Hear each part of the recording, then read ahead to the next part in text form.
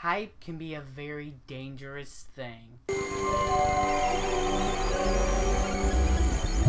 In A Cure for Wellness, we follow Lockhart. He is traveling to this wellness facility in Switzerland to retrieve a man and bring him home. But as soon as he arrives, he realizes strange things are happening around this facility and that he might be their next victim.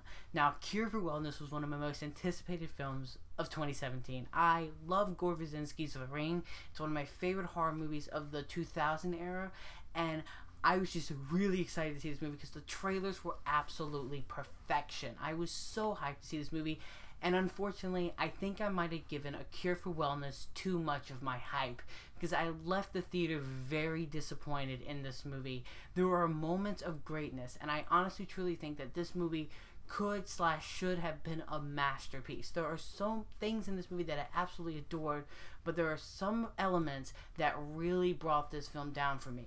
And I think the biggest problem with this movie is the freaking length to this movie. This movie clocks in at 2.5 hours long, and I love a horror movie that can sustain my interest for that length, but this movie does not.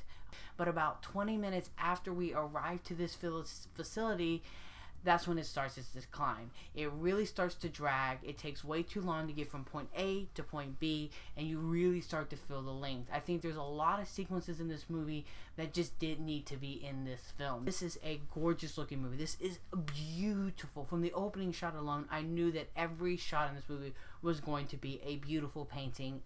A Cure for Wellness goes off the rails and is very unapologetic into just how weird it gets, and I love that about this movie. I love its ambition. I loved how it wasn't afraid to push the audience members to go above and beyond and just be just pure out there. I love it when a horror movie knows it's a horror movie and it's not afraid to go above and beyond, and this movie goes above and beyond. However, I like the ideas this movie presents more than its execution. I think it gets lost in many ways. I think the script is a little bit all over the place. And then there's the ending. Ladies and gentlemen, oh, it's a doozy.